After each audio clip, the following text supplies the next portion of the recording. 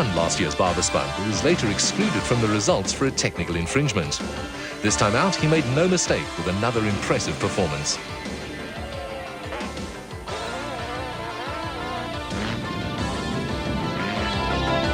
After one event in the special vehicle category, Stan Illman and Frans Stangl topped the championship standings ahead of Port Elizabeth crew Greg Harvey and Lionel Acton, with Wade Perrins and Derek Frankenberg in third place. The competition is also tough in the special vehicle class, with Richard Schilling and Ashley Thorne adding to the interest with the debut of the new Motortech Raceco imported from the United States. Look, if it's wet weather, we've got another set of tyres, a special kind of compound in that, but you know, when you come to Baberspan, you've got to be prepared for those type of things. It wouldn't worry us too much. Certainly it'll help the 4x4s a bit, but the space frames will be there. The Sulwald brothers, Herman and Karl-Heinz, are the reigning South African special vehicle champions and were among the pre-race favourites. The pair were in impressive form in the 50-kilometre time trial in the Sulwald Transport Raceco, fitted with a Rover V8 engine. The car is very nice. We're testing new tyres in front, Michelin tyres, and they work quite well. We're quite happy with it. The handling of the car is much improved from last year. There were problems after the time trial for Marius and Margie Bourain, with technical crew working late into the night to change the gearbox on the Toyota Raceco. You have to take it easy, I think, in this game. Otherwise, I think you land yourself in trouble. You break the car. Rustenburg 400 winners Stan Illman and Frans Stangl were also full of confidence, with the Baberspan maintaining the off-road tradition of early morning starts. Well, today I think it's a long day. We're going to take it easy. We've got a reasonably good starting position. There's going to be a lot of dust, and hopefully the wind will blow a little bit. But I reckon if we take it easy, we're in a good chance. We messed up Rustenburg, so we must try and keep this one together. The father and son team of Frans Chepek Sr. and Frans Jr. were also among the pre-race favourites, with Richard Schilling and Ashley Thorne unknown quantities in the Motortech Raceco, which was having its first outing. Where Herman and Karl-Heinz Sulwald are concerned, there are no frills to off-road racing. The two brothers are spectacular performers, and it was both speed and consistency that took them to the South African Championship last season.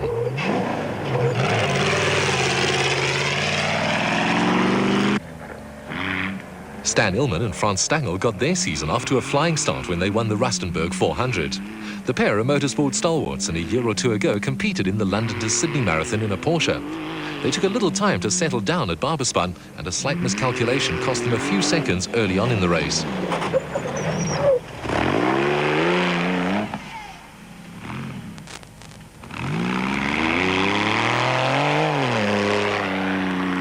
With the special vehicle category also being decided on corrected time, little mistakes like that can prove costly. It was still early in the race, but Illman and Stangl were already coming under pressure from Richard Schilling and Ashley Thorne in the Motortech Raceco, which incorporates all the latest technology from the United States.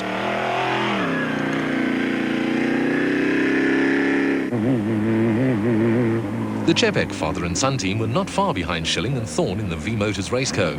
The Chepeks looked to be sticking to a game plan, calling for a cautious start. There's nothing cautious where veteran Linton Draper's concerned, and he and Peter Smith were chasing after the Chepeks in the awesome Draper Excavator Hire Raceco.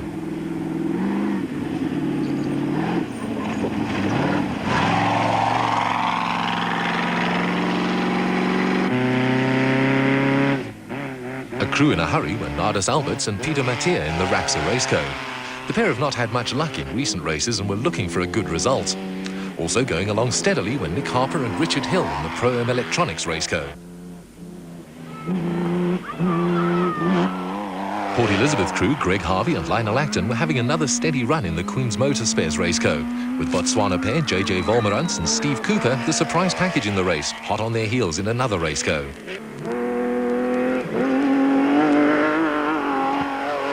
Youngsters Craig Draper and Robin Houghton were also on a charge in the Draper Excavator Hire Raceco, with Max Moore going along steadily at the front of Class B in the VW Panzerwagen. Moore was being chased by Richard Carolyn in the Lubrication Equipment Raceco, with Carolyn the first of the single-seater runner.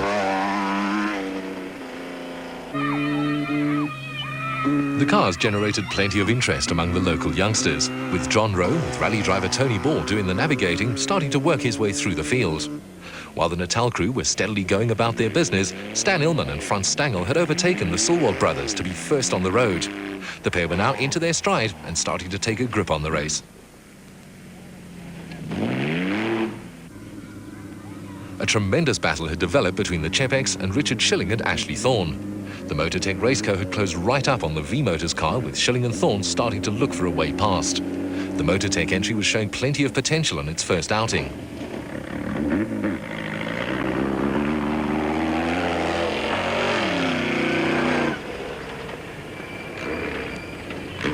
Both the Chepex and Schilling and Thorne had moved ahead of the Sulwalt brothers, who were battling to make up lost ground.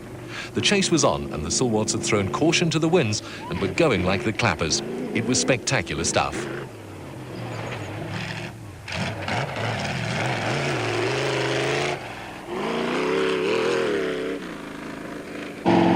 While the Sulwalts got on with the business of chasing the Chepex and the Motortech car, Linton Draper and Peter Smith were having a good run in the Draper Excavator Hire Raceco, which in the past had often suffered from reliability problems. There was no hint of any problems this time out, but not far behind the Draper-Smith combination were Nick Harper and Richard Hill in the Pro-M Electronics Raceco. A good dice had also developed between Botswana pair, JJ Volmerans and Steve Cooper, who'd moved ahead of Greg Harvey and Lionel Acton from the Eastern Cape. While the two crews indulged in their little personal battle, Max Moore was still going strong at the front of Class B in the Panzerwagen.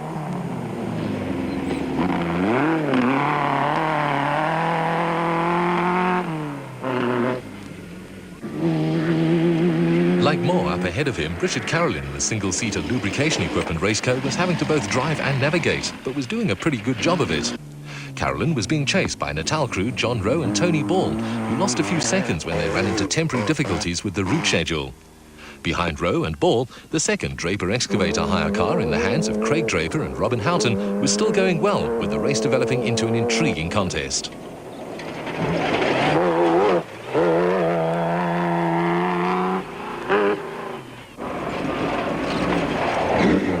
The father and daughter combination of Niels and Carla Eriksson in the VW Beetle were also going along steadily.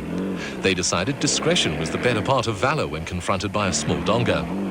The Erikssons were being chased by another off-road veteran, Harry Roscoe, in the Protea Playing Cards Raceco. Roscoe's also not had much luck in recent events and was another who was hoping for a good result.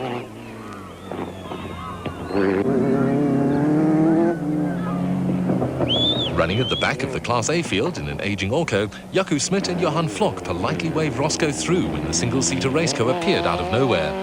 Roscoe was later to retire after crashing head-on into Max Moore's Panzerwagen.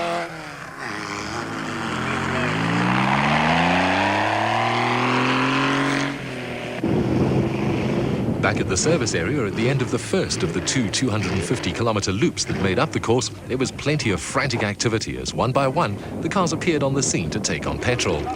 More often than not, some quick running repairs were also needed. The Sulwalt brothers had lost valuable time on the first leg and were keen to get back into the fray as quickly as possible. The Sulwalts were back in action just as Linton Draper and Peter Smith appeared on the scene.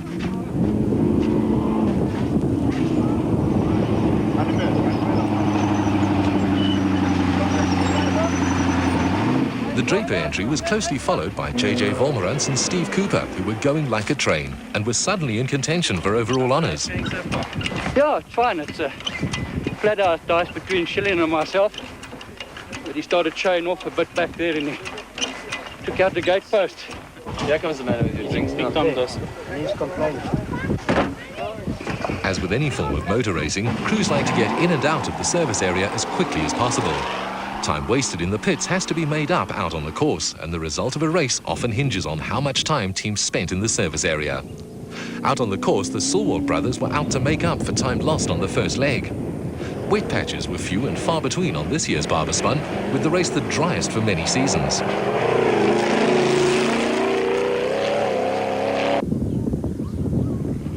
After running at the front of the field for long periods, Stan Illman and Frans Stangl were slowly but surely losing ground in the Carrera Motors Raceco. The Porsche motor powering the Raceco was starting to sound a little rough, but there was nothing a frustrated Illman and Stangl could do but soldier on as best they could.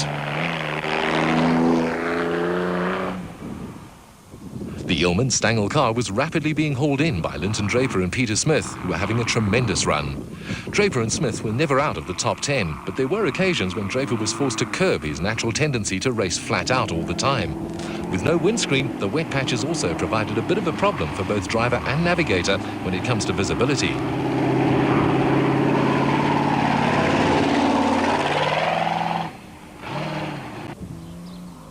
JJ Volmerans and Steve Cooper don't often encounter wet conditions in Botswana.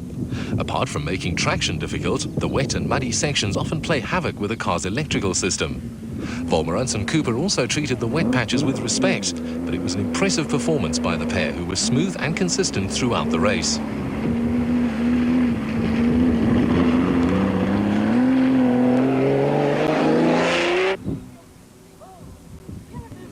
Nick Harper and Richard Hill were still going along steadily in the Pro-Am Electronics Raceco.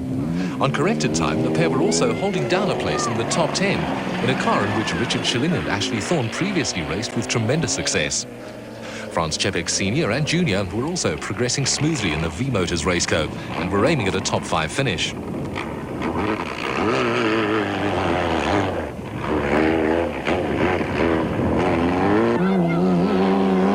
Craig Draper and Robin Houghton were desperately trying to force themselves into the top 10 and were involved in a terrific scrap with Wade Perrins and Derek Frankenberg in the Lillette Sandmaster.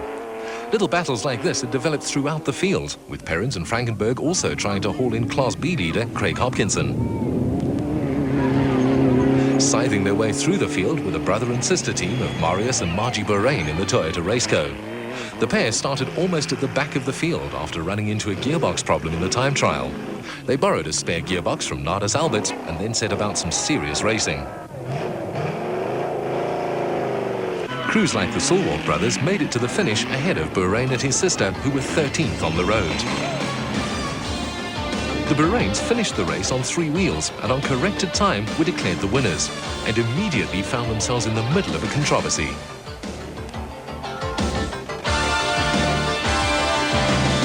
A protest was lodged against the Borains on the grounds that they didn't clock into the overnight impound area prior to the race. This carries a time penalty, and the results are provisional, pending an appeal hearing by AA Motorsport, the controlling body for motorsport in South Africa. Highlights of the Baberspan 500 were proudly brought to you by SVM, Toyota, Sani, and Pro-Am Electronics.